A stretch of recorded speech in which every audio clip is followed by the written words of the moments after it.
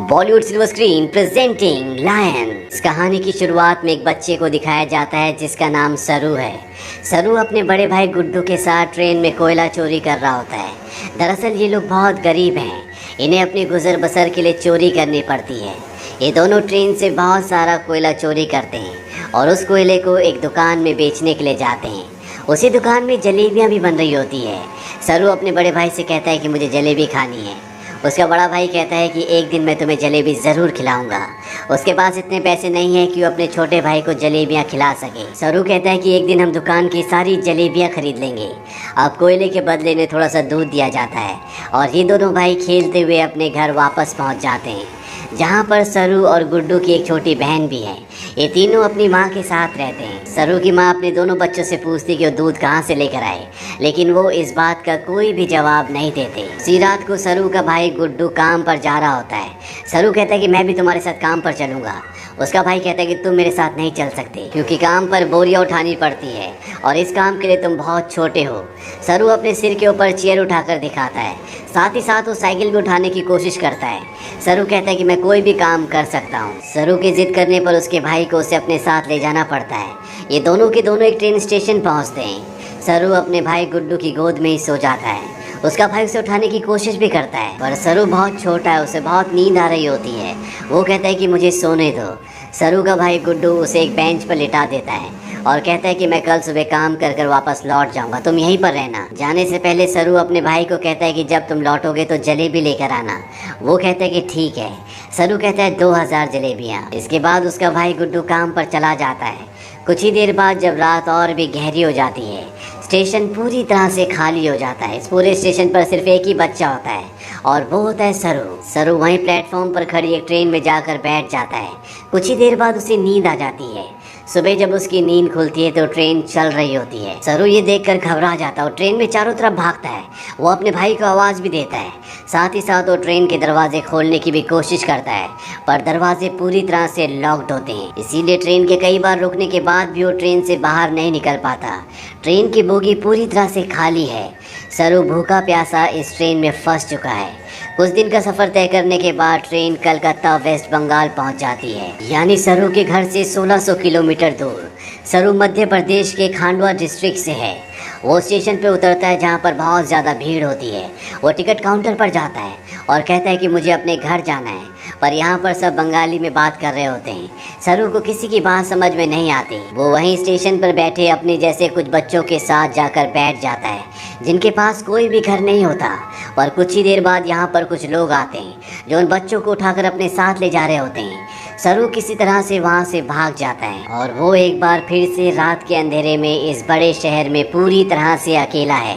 उसे बहुत भूख भी लगी होती है। तभी उसे देवी माता की एक मूर्ति दिखती है। वो देवी माँ को नमन करता है और देवी माँ के चरणों में जो प्रसाद होता है वो उस प्रसाद को खाता है। अगली सुबह सरू ट्रेन ट्रैक पर चल रहा होता है क्योंकि वो अपने घर जाना चाहता है।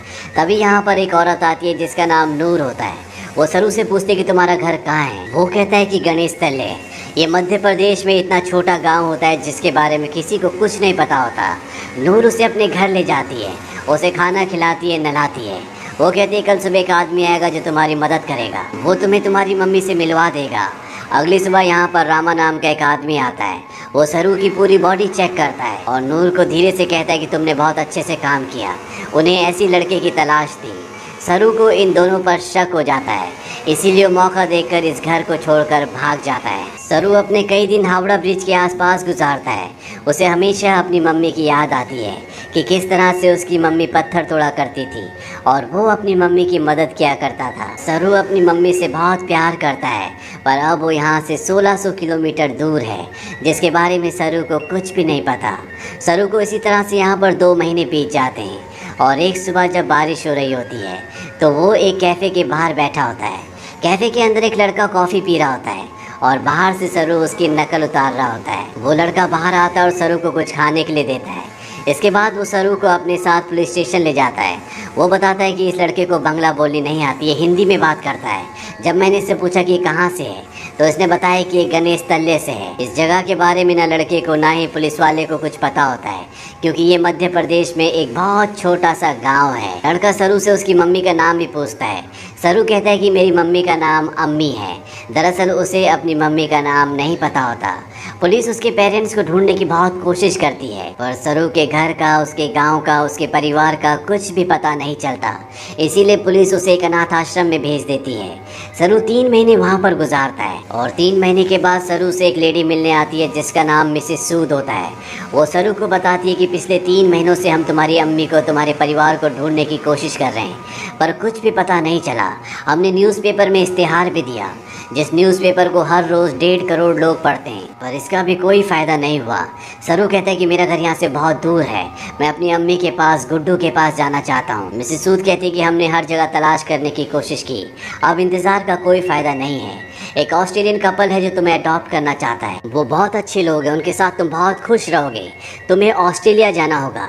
इसके बाद मिसेस सूद सरू को अपने साथ अपने घर ले आती है, जहाँ पर कुछ और बच्चे भी होते हैं। मिसेस सूद सबको इंग्लिश के वर्ड, टेबल मैनर से सब कुछ सिखाती हैं और अब सरू को ऑस्ट्रेलिया भेज दिया जाता है, जहाँ पर मिस्टर जॉन और उनकी वाइफ सू, जिन्होंने सरू को अडॉप्ट किया होता है, उसे देखकर वो बहुत खुश होते हैं। सरू को ये अपने घर ले आते हैं। छोटे से मिट्टी के घर में रहने वाला सरू जब इस घर को देखता है तो पूरी तरह से हैरान होता है। साथ ही साथ वो बहुत गुमसुम भी होता है, क्योंकि ये देश, यहाँ की हवा, मिट्टी सब सरू के लिए पूरी तरह से नए हैं। सरू की मॉम, जिसका नाम सू है, जिसने सरू को अडॉप्ट किया है, वो सरू से इंग्लिश में कहती है कि मुझे पता है कि तुम्हारा सफ़र इतना आसान नहीं था, तुम मुझे इस वक्त कुछ नहीं बता सकते, पर एक दिन तुम मुझे सब कुछ बताओगे। सरू धीरे धीरे इनकी भाषा, इनका रहन सहन सीखना शुरू कर देता है। बहुत जल्द वो इन सब के साथ कंफर्टेबल हो जाता है। मिस्टर जॉन और उनकी वाइफ सू सरू से अपने बेटे की तरह प्यार करती है। वो उसकी ज़िंदगी में किसी तरह की कोई कमी नहीं होने देते।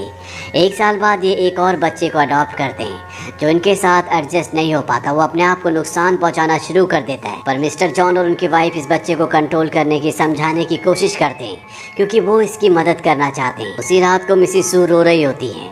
सरू उनके पास जाता है, उनके आंसू पोंछता है और उनके गले से लग जाता है, यानी कि अब उसने पूरी तरह से उन्हें अपनी मॉम मान लिया है। धीरे धीरे वक्त बीतता और 20 साल बीत जाते हैं। सरू अब बड़ा हो चुका है। मिस्टर जॉन और उनकी वाइफ, जो सरू के मॉम डैड है, उनको सरू पर गर्व होता है। वो होटल मैनेजमेंट की पढ़ाई करने के लिए मेलबॉर्न जा रहा होता है। वो अपने उस भाई से भी मिलता है जिसे मिस्टर और मिसेस जॉन ने सरू के बाद अडॉप्ट किया था, लेकिन ये दोनों एक दूसरे को पसंद नहीं करते। सरू अब होटल मैनेजमेंट की इंट्रोडक्टरी क्लास में पहुंच जाता है, जहां पर सब अपने बारे में बताते हैं। सरू कहता है कि वो अपना होटल खोलना चाहता है, साथ ही वो ये भी बताता है कि वो इंडिया में कैलकाटा से है। इसके बाद यहाँ पर जितने भी स्टूडेंट्स होते हैं वो सब के सब हाउस पार्टी रखते हैं, जहाँ पर सरू भी जाता है। यहाँ बहुत सारे इंडियन स्टूडेंट्स भी होते हैं, इसीलिए यहाँ पर खाने में बहुत सारा इंडियन फूड होता है।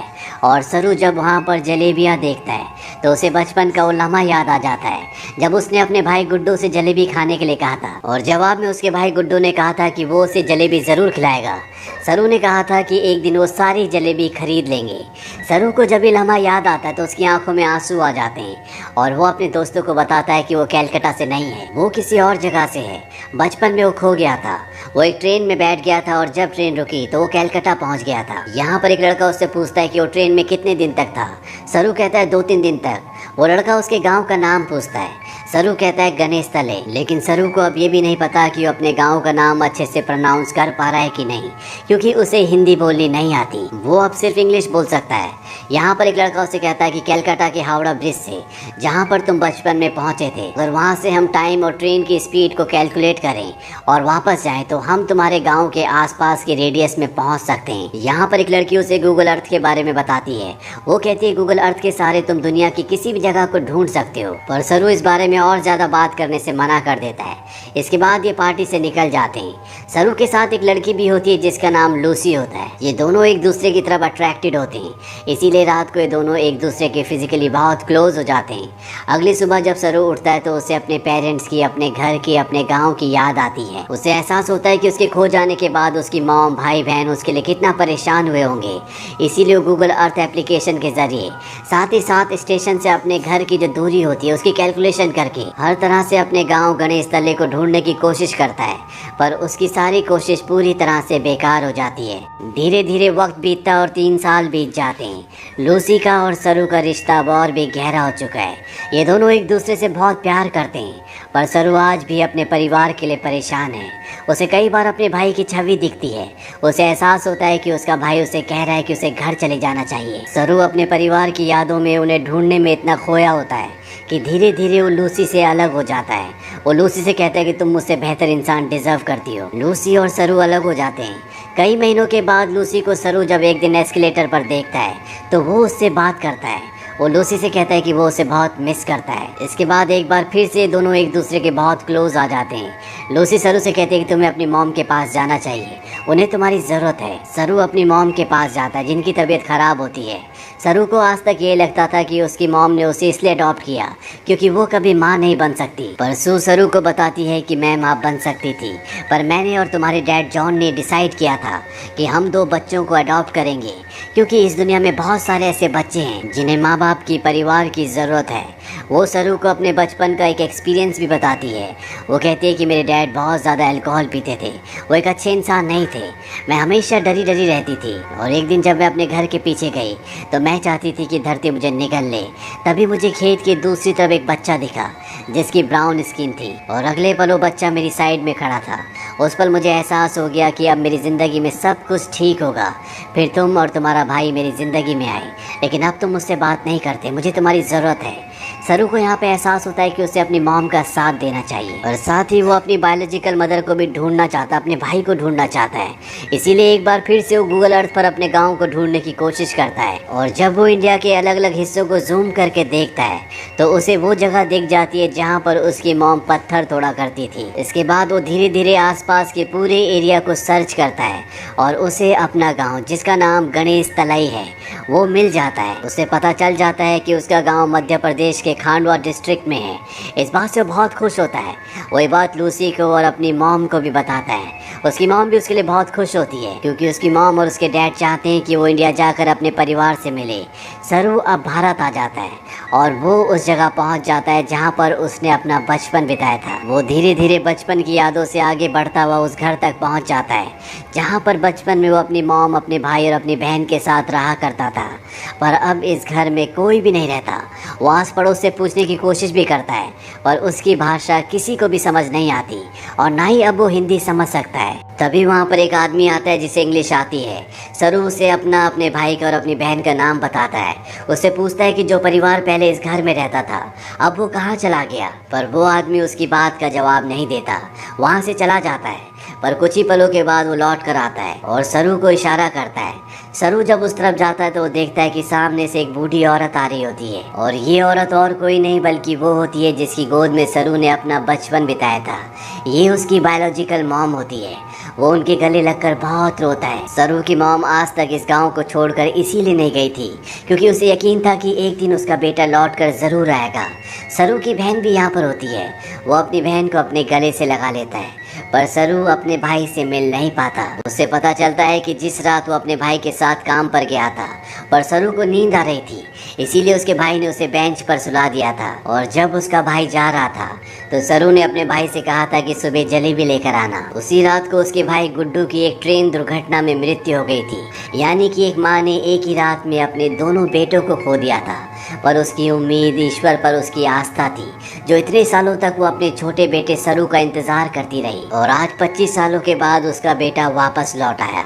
सरू इसके बाद ऑस्ट्रेलिया में अपने मॉम और डैड को कॉल करता है। वो उन्हें बताता है कि मुझे मेरा परिवार मिल गया पर इससे कुछ भी नहीं बदलता।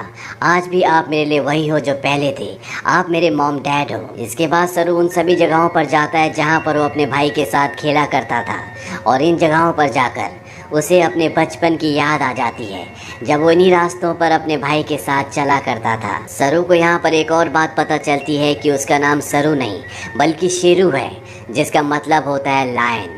अंत में हमें कुछ रियल फुटेज दिखाई जाती है जिसमें सरू के वो माँ बाप जिन्होंने उसे अडॉप्ट किया था वो इंडिया आते हैं। इंडिया में सरू की जो असली बायोलॉजिकल मॉम होती है वो उन्हें अपने गले से लगा लेती है। तो ये थी सच्ची कहानी सरू की। ऑफिशियल रिपोर्ट्स के मुताबिक पता चलता है कि भारत से हर साल 80,000 बच्चे गायब होते हैं, लेकिन उसमें से 1% भी बच्चे ऐसे नहीं हैं जिनकी किस्मत सरू की तरह हो। इसीलिए इस पूरी कहानी, इस पूरी फिल्म के जो हीरो हैं वो और कोई नहीं बल्कि मिस्टर जॉन और उनकी वाइफ सू है, जो अपने बच्चे पैदा कर सकते थे पर उन्होंने फैसला किया कि वो अपने बच्चे पैदा ना करके उन बच्चों को अडॉप्ट करेंगे जिनके पास घर नहीं है, ताकि उन्हें एक अच्छा घर मिल सके। अगर इस दुनिया में हर एक इंसान की सोच इसी तरह से हो जाए तो ये दुनिया स्वर्ग बन जाए। तो ये थी पूरी कहानी फिल्म लॉयन की। ये फिल्म सन 2016 में रिलीज हुई थी। IMDb पर इसकी रेटिंग है 8। इस फिल्म का बजट था $12 मिलियन और बॉक्स ऑफिस पर इसने कमाई की थी $141 मिलियन की। उम्मीद करते हैं कि ये कहानी आपको पसंद आई होगी।